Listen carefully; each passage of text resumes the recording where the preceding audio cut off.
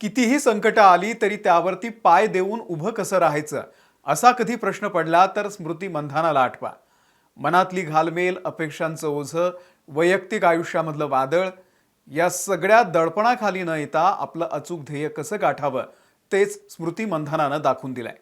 Women's premier league 2026 ची final royal challengers Bengaluru संघानं जिंकली. पण त्याही पलीकडे हा विजय सर्वात महत्त्वाचा ठरला तो कर्णधार स्मृती मंधानासाठी. तिनं या WPLचा सीझन असा काही गाजवला की तिच्या रेकॉर्ड ब्रेक कामगिरीनं भल्याभल्यांची बोलती बंद झाली. RCBला सलग दुसऱ्या वर्षी ही ट्रॉफी मिळाली. खरं तर हा सीझन स्मृतीसाठी सोपा नव्हता. तिच्या वैयक्तिक आयुष्यामध्ये अनेक घटना घडल्या ज्यामुळे खरं तर कोणीही कोलमडून जाऊ शकलं असतं. पण स्मृतीनं मूव्ह ऑन करत जबरदस्त कमबॅक कसं केलं, सगळ्या आव्हानांवरती तिनं कशी मात केली, चला या व्हिडिओमधून तुम्हाला सांगतो. नमस्कार, मी अमोल किन्होळकर. आपण पाहत आहात महाराष्ट्र टाइम्स ऑनलाईन. RCBचं हे दुसरं विजेतेपद आहे. 2024 मध्ये पहिल्यांदा विजेतेपद पटकावलेल्या महिला RCB संघानं 204 धावांचं लक्ष्य 2 चेंडू शिल्लक असताना पूर्ण केलं. कर्णधार स्मृती मंधानानं 41 चेंडूंमध्ये 87 धावा ठोकल्या. तिनं केलेल्या धुवाधार खेळीनं सगळेजण अवाक झाले. तिला साथ देत होती ऑस्ट्रेलियाची जॉर्जिया वॉल. तिनं 54 चेंडूंमध्ये 79 धावा ठोकल्या. मंधाना आणि वॉल यांनी 92 चेंडूंमध्ये 165 धावांची विक्रमी भागीदारी केली. दोघांनीही दिल्ली कॅपिटल्सच्या गोलंदाजांचा टप्प्यामध्ये कार्यक्रम केला. या हंगामात स्मृतीनं संघाचं नेतृत्व अतिशय यशस्वीपणे पार पाडलं. स्मृतीनं वैयक्तिकरित्या देखील चांगली कामगिरी केली. स्मृतीनं महिला प्रीमियर लीगच्या यंदाच्या हंगामामध्ये सर्वाधिक धावा केल्या. तिनं 3 अर्धशतकं झळकवली. तिची सर्वोच्च धावसंख्या 96 होती. तिच्या पाठोपाठ मुंबई इंडियन्सची कर्णधार हरमनप्रीत कौरचा नंबर आहे. हरमननं 342 धावा केल्या. अंतिम सामन्याच्या आधी स्मृती WPL 2026 हंगामामध्ये सर्वाधिक धावा करणाऱ्या खेळाडूंच्या यादीमध्ये 3ऱ्या क्रमांकावर होती. परंतु अंतिम सामन्यामध्ये 87 धावांच्या खेळीमुळे ती पहिल्या क्रमांकावरती पोहोचण्यात यशस्वी झाली. स्मृती मंधानानं 4थ्या हंगामामध्ये एकूण 9 सामने खेळले आणि 53.85च्या उत्कृष्ट सरासरीनं 377 धावा केल्या, ज्यामध्ये तिनं 3 अर्धशतकी खेळी केल्या. यासह ती ऑरेंज कॅप जिंकण्यामध्ये देखील यशस्वी झाली. ही कॅप जिंकण्यासोबतच स्मृती मंधानाला बक्षीस म्हणून 5 लाख रुपये सुद्धा मिळाले. महिला प्रीमियर लीगमध्ये याआधी जे कधीच घडलं नव्हतं ते आता स्मृतीनं करून दाखवलंय. पहिल्या 3 हंगामांमध्ये मेग लॅनिंग, एलिस पेरी आणि नॅट सायबर्ट ब्रंट यांनी ऑरेंज कॅप जिंकण्याचा मान मिळवला होता. पण 4थ्या हंगामामध्ये ऑरेंज कॅप जिंकणारी स्मृती ही पहिलीच भारतीय खेळाडू बनलेली आहे. पण ही लीग वैयक्तिक स्मृती मंधानासाठी आव्हानात्मक होती. काही दिवसांपूर्वीच तिच्या वैयक्तिक आयुष्यामध्ये काय घडलं होतं आपल्या सगळ्यांना माहिती आहे. तिचा एक्स बॉयफ्रेंड पलाश मुच्छलसोबत तिचा लग्न सोहळा पार पडत असतानाच अचानक लग्न लांबणीवरती पडल्याची बातमी आली. विशेष म्हणजे लग्नविधीच्या वेळीच हे सगळं काही घडलं होतं. कारणं अनेक होती. स्मृतीच्या वडिलांची तब्येत बिघडली म्हणून लग्न लांबणीवरती गेल्याचं बोललं गेलं. तर काही दाव्यांनुसार पलाश मुच्छलची आधीची अफेअर बाहेर आली आणि त्यामुळे हे लग्न मोडल्याचं बोललं गेलं आणि त्या संदर्भातले चॅट्सही व्हायरल झालेले होते. या सगळ्या बातम्या चांगल्या महिनाभर माध्यमामध्ये झळकत होत्या. अनेक थिअरीज रंगलेल्या होत्या. पण अखेर स्मृतीनं एक पोस्ट करत या सगळ्या चर्चांना पूर्णविराम दिला होता. तिनं पोस्टमध्ये काय लिहिलं होतं की गेल्या काही आठवड्यांमध्ये माझ्या आयुष्याविषयी बरेच तर्कवितर्क लावले जात आहेत आणि याविषयी मी बोलणं महत्त्वाचं ठरेल असं मला वाटतं. मी खाजगीपणा जपणारी व्यक्ती आहे आणि मला तसंच राहायचं आहे.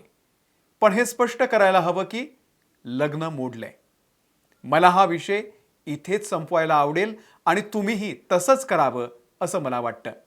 दोन्ही कुटुंबांचा खाजगीपणा जपाल आणि आम्हाला आमच्या गतीनं यातून बाहेर पडण्यासाठी वेळ द्याल अशी विनंती करते. मला वाटतं की आपण सगळे एका उच्च ध्येयाकडे वाटचाल करत असतो आणि माझ्यासाठी ते ध्येय म्हणजे माझ्या देशाचं सर्वोच्च पातळीवरती प्रतिनिधित्व करणं आहे. मी शक्य होईल तोवर खेळत राहीन आणि देशासाठी ट्रॉफी जिंकत राहीन अशी आशा करते. माझं लक्ष कायम त्यावरच असेल. स्मृतीनं अगदी तेच केलं जे तिने पोस्टमध्ये म्हटलंय. तिनं उच्च ध्येयाकडे वाटचाल करत आपला रस्ता निवडला आणि आपलं ध्येय साध्य करण्यासाठी ती मैदानात उतरली आणि आज आपण बघतोय सगळ्यांनाच हेवा वाटेल, अभिमान वाटेल अशी कामगिरी तिनं मैदानामध्ये करून दाखवली.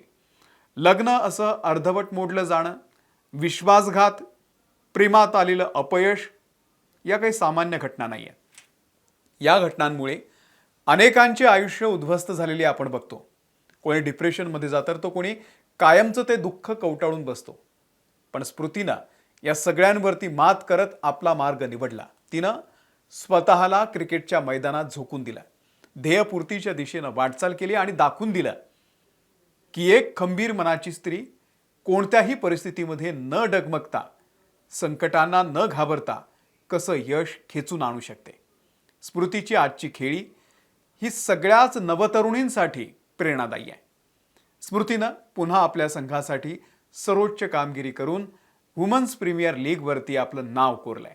पहिल्यांदाच असं झालंय की पुरुष आणि महिला एकाच फ्रँचायझीनं म्हणजे RCBनं विजेतेपद जिंकलेलं आहे.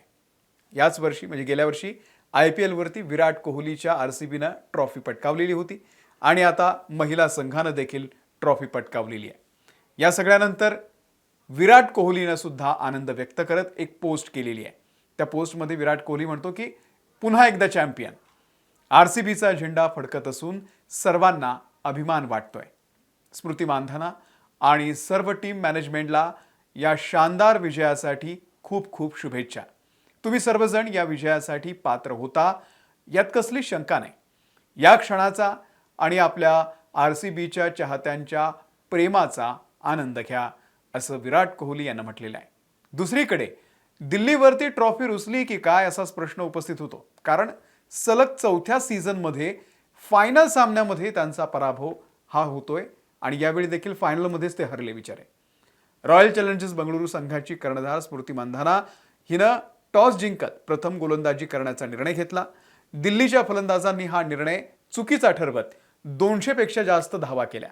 दिल्लीची कर्णधार जेमिमाच्या 57 धावांच्या अर्धशतकी खेळीच्या जोरावरती 203 धावा या संघानं केल्या आणि या धावांचा पाठलाग करत असताना RCB कडून कर्णधार स्मृती मानधना हिनं 87 धावांची आक्रमक खेळी करत त्यासोबतच जॉर्जिया वॉलनं देखील 79 धावा करत या संघाला विजयाच्या जवळ नेलं आणि नंतर राधानं विजयावरती शिक्कामोर्तब केला. स्मृतीच्या या जबरदस्त कमबॅकबद्दल आपल्याला नेमकं काय वाटतंय? स्मृतीनं केलेल्या दमदार कामगिरीबद्दल आपल्या भावना काय आहेत आम्हाला कमेंट करून नक्की सांगा.